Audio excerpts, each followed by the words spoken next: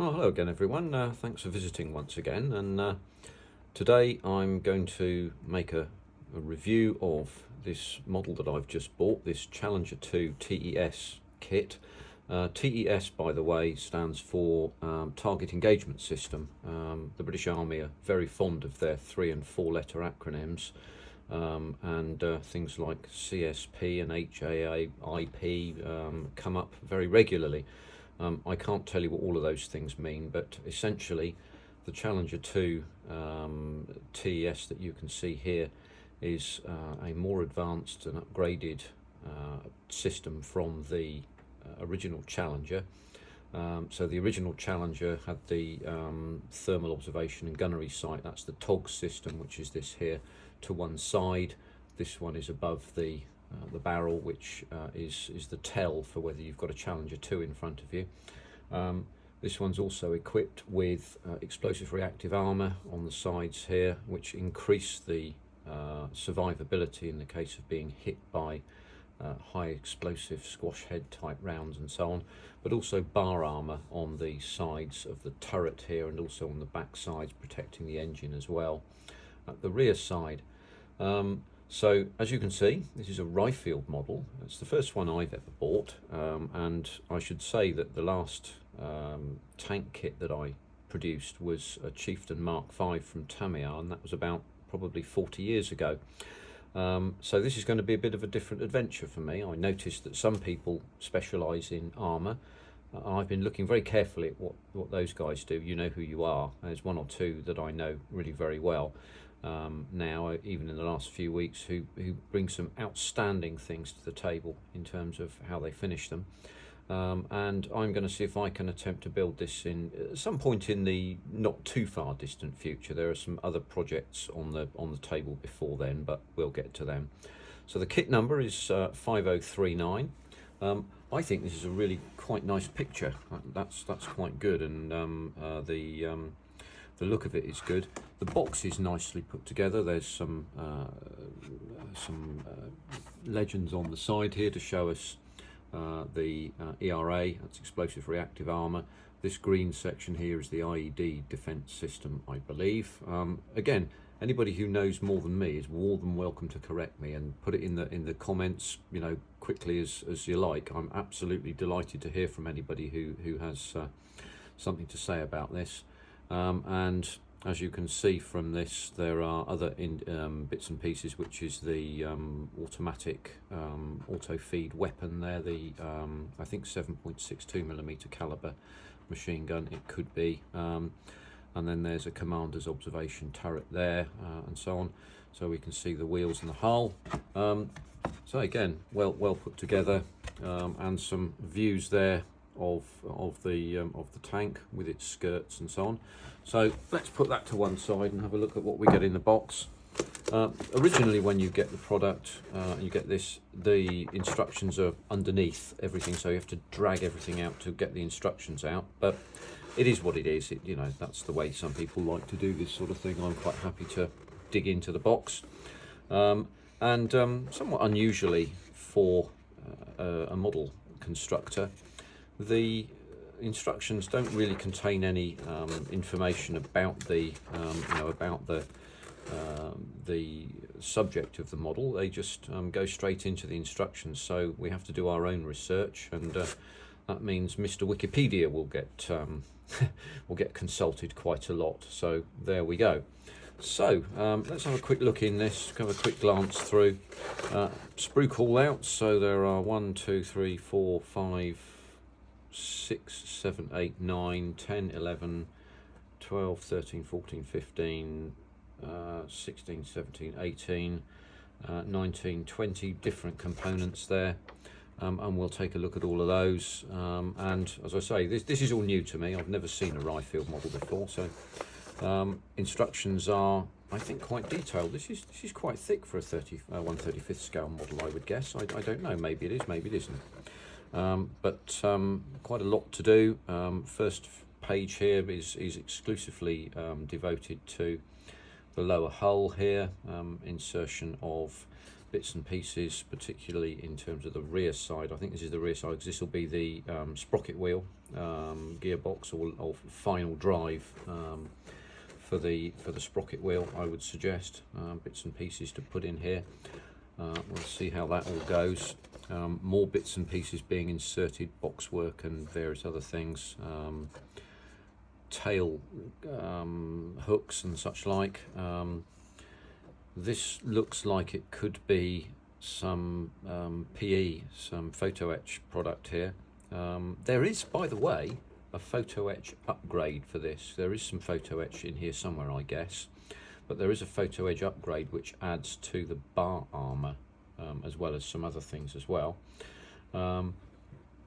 Here in this page, step 7, we're into putting up the skirt carriers, various other bits and pieces. So we can look through here. I think this is probably looking towards the completion in step 8 of the lower hull, apart from putting the wheels on, of course. I think that's a bit of a big job, really, isn't it? So finally there'll be tracks and sprocket wheels, I would suggest. Looking at the tracks being self-assembly, as it were, there's quite a few components to put in there. I would say 79 pieces for each side, so that's a long job. I've heard some people say they find that quite therapeutic. I don't know how I'm going to go with that, but we'll see. Then we're into the upper part of the hull, step 11, and odd other components. I don't know what any of these components might be. That's probably lights, I would imagine, but I couldn't tell you about anything else. Then hull goes on to the or upper hull goes on to the lower hull. Skirts starting assembling here. There's some more PE there. This is the ERA, the explosive reactive armour. I've looked that up on Wikipedia. Apparently it explodes against anything that strikes it, which apparently takes the force of any impact away. That's quite an interesting concept as far as I'm concerned. So there we go, keep going.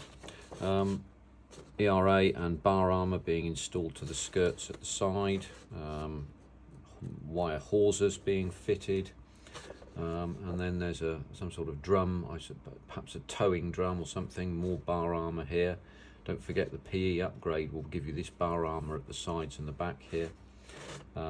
Traditionally, the rear side of a tank is its weakest point. If you're going to kill a tank, you want to really hit it at the back here. Anyone who's watched the film Fury will know what I mean. Then insertion of some more photo etch here and some more components as we move towards, I suspect, completion of the main hull rear section. No, further to do. That will be there, the gun barrel carrier, I would think. Then at the front here, fitting the driver's periscope. This driver's entry hatch is remarkably similar to the entry hatch in the Chieftain Mark V, which moves upwards and to one side rather than flipping over. Of course it would be. I would suspect it's the easiest and most efficient way of getting out of one of these things if the gun barrel's right above. So there we are.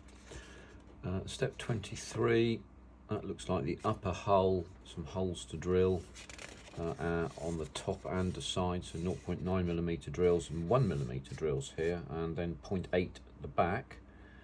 So one's going to have to be careful there.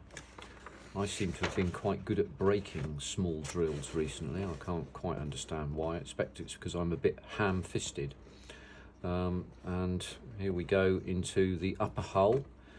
The upper hull detail here, in the sense of assembling the side panels, and then machine guns as the start of the commander's turret armament, I would think. Yeah, this looks like it's going to be that. And then further support for the machine gun. That's all servoed, so it can be operated from inside the turret, so there's no danger to anybody there. Also feed ammunition case there, I would say. Although here's a question: if you empty your your ammunition case, how do you change it? I would imagine you probably have to get out and do it yourself. Yes, I think more work needs to be done there, shall we say. Here's the IED defence system. I have to say, in the Tamiya models instructions for this sort of thing, they generally call out what the component is. For example, I think that might be the thermal gun sight, or the thermal optical gun sight, I think, the TOGS system. But I don't know, is the truth of it. We'll see in a minute when it gets put onto the turret. Here's an interesting piece of information for you, just before we carry on. If you're servicing a Challenger 2, you need two different sets of tools. One set is imperial and the other is metric, because the main hull, is built using imperial measurements and the turret is built using metric measurements. I'm amazed at that, to be honest with you. But there you go, piece of entirely useless information for you. Tell them Zinzan told you. So yeah, we continue with adding detail onto the top turret, the smoke distributors there, the smoke grenade throwers, the commander's machine gun, I don't know what they call him, the deputy commander. There is a name, this guy has a name, not Colin. But that's putting that lid on. I suspect that looks like it might turn, because there's a disc here and then the turret lid goes on the top. We shall see on that one. Further components, I don't know what they are. They're all well marked with A104 and so on and so forth, all the numbers. Again, something else here. Now this might be the thermal gun sight, but again, it's not really clear. And then we move towards completion here. Bar armour at the side and explosive reactive armour in what one might perhaps regard as the most vulnerable spot, perhaps. And there's the assembly of the ERA there. There's some more photo etch to put in there. In the photo etch upgrade, by the way, I may have mentioned this before, but if I didn't, then I'll do it now. All of this bar armour apparently is photo etch, as is the main hull bar armour. There are lots of other things as well. I think it's about 25 quid's worth of photo etch, so it's quite a fair amount. I haven't gone down that road with this, although you may choose to do so, and good luck to you if you did. I don't have a lot of experience with photo etch, it's fair to say. So I'm going to make an exhibition of myself with that, I suspect, but there we go. So we're moving towards the final stages now. The gun barrel here. The barrel, I think, on the Challenger 2 TES is a Ryefield barrel, but on the Challenger 3, when it goes for its life extension program, LEP, so there's another three-letter abbreviation there. When it goes for its life extension program upgrade, it will be changed to a smoothbore barrel, which is used across NATO. And there's the final stage. Not quite sure what this component is, but it's photo etch, and then putting this together. Then the painting instructions, they're using MIG ammo paints, or recommending them here. I'll look for some upgrades, and of course we can see from the decals here, this particular tank goes by the sobriquet of Megatron, which, well, work it out, I don't know quite why. And on the back, a bit of an advert for some other tanks. I never know, I may get one of them now and again at some stage. So, from point of view of the kit, let's have a quick look at this. Lots of components here. I think this one, these are encased in noisy plastic, but it's no staples, which is quite good. These are the tracks. Now, I haven't seen any of this yet, so this is sprue H, and there are 4 sprue H's. So there is, this is, let's just zero in on this, shall we? Let's zero in, not zero out. So this appears to be some sort of link. This at the top would be some form of rubber track base, and this is I think a track link, and that possibly is some form of jig to be able to assemble the whole thing together. So we've got 4 of those. That's a lot of work there, I would have to say, but I suspect it will turn out rather a lot better than the old-time sort of rubber tracks that I don't think, they never sat well on the wheels as far as I was concerned. They never, they never looked absolutely real because I won't do that with the bags again. They're noisy, aren't they? The rubber tracks, for my money, never really sat particularly well, I have to say. But there we are. Have a quick look at the main hull for a minute. I won't take all of this out of the bags because it's pretty noisy, to be honest with you. So moulding is nice looking, I would say. Let's just have a quick look at that in the light. You know, it's quite sharp. In fact, very sharp. It's very nicely done. There's some imperfection just there. I'm not quite sure what that might be.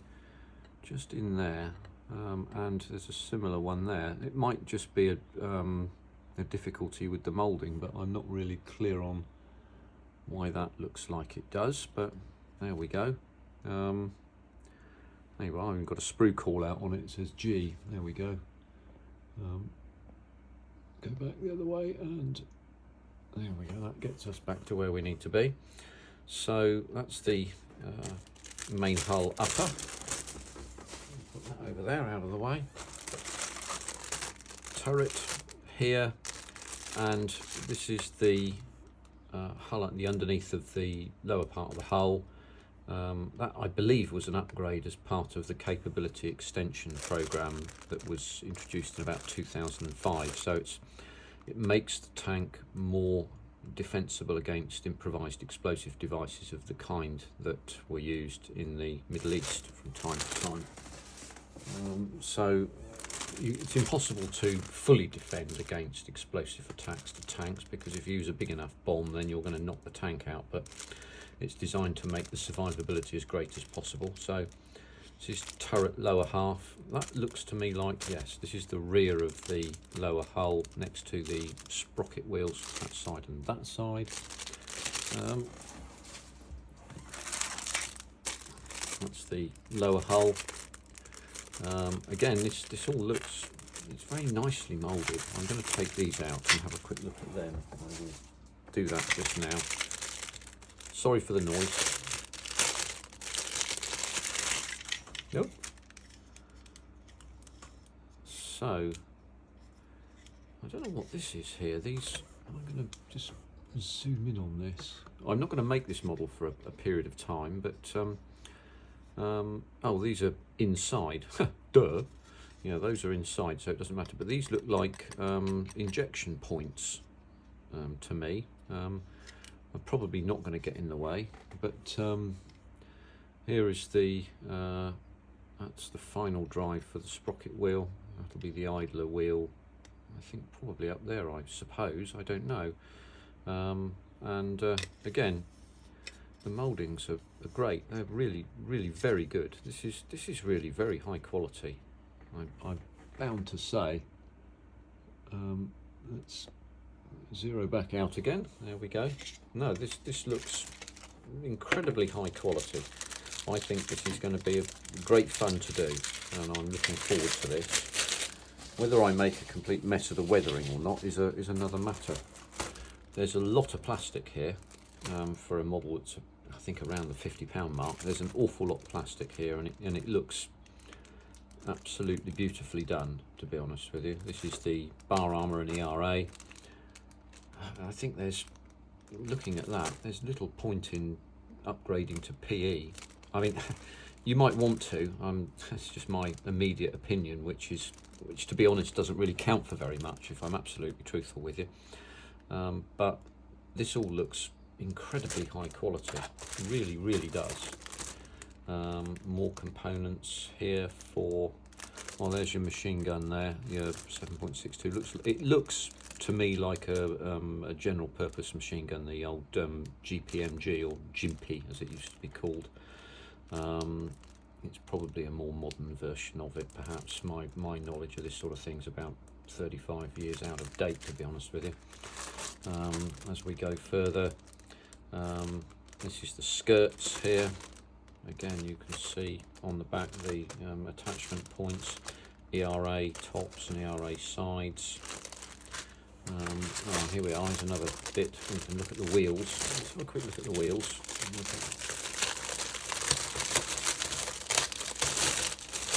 And once again, sorry for the noise. So, sprocket wheels here. Let's see if we can have a quick look at them. Yeah, they look very nicely moulded, to be honest with you. I think this all looks very good. That looks like mould. Is it mould flash, or is it something to be cut off? It's not really clear. I would think that needs to be cut off. It looks to me. Anyone who's made this kit before is looking at this and has got this far through the video. First of all, thanks very much for coming this far with me on the journey. I hope you'll join me on the making of the model, which will be in probably 2 or 3 months' time. If you please sub me, then you'll get a notification to tell you when I'm bringing out new videos. There'll be aircraft until then, but I'm a bit interested about these sprue points here, or what look like sprue points or moulding points. So anybody who knows, please tell me in the comments. That's quite an odd one, that. And final points here: gun barrel, barrel rest. That looks like a large crowbar to me. If you want to lift your tank up, perhaps to change the wheels, you could crowbar it up, couldn't you? Ha. That's just my little joke. Well, it wasn't even a joke, really. So there we go. The final components there. Not say too much about that. Polycaps times lots. Bit of string, and here's your decal sheets. And you can see there it says Megatron. I always thought Megatron was something you'd find in a game of Pokemon or something, I don't know. But there we go. And some clear parts, which will be the periscopes, I would guess. In the days when I made these sort of models, you had to paint your own periscopes and they were all plastic. So how things have moved on. And there is a degree of photo etch. I keep wanting to say polished ebony, but it's not. Photo etch, PE. So as I say, I'm new to photo etch, to be pretty honest with you, and so that's going to be an adventure for me there. But I have to say that having never bought a Ryefield model before, I'm jolly impressed by this. This looks really good. I think this is going to be a really good kit to put together, and I'm looking forward to doing so. So if you want to come along on the journey with me, then I'd be delighted to see you, and that'd be, fantastic. In the meantime, I've got a few aircraft to finish, but I'm gonna leave it here with this one today, and say thank you very much for coming along to see the kit review. I'll look forward to joining you on another video at some stage in the near future, and thanks very much for subscribing, and saying to me by subscribing that you think that what I'm doing is worthwhile. And any comments, any words you want to say of approval, or ribald comments about how inept I am at doing this sort of thing, please carry on. I'm always pleased to hear these things, and I generally have a jolly good laugh with people. I like to do that. So thanks very much, and we'll see you on the next video. Take care for now. Bye bye.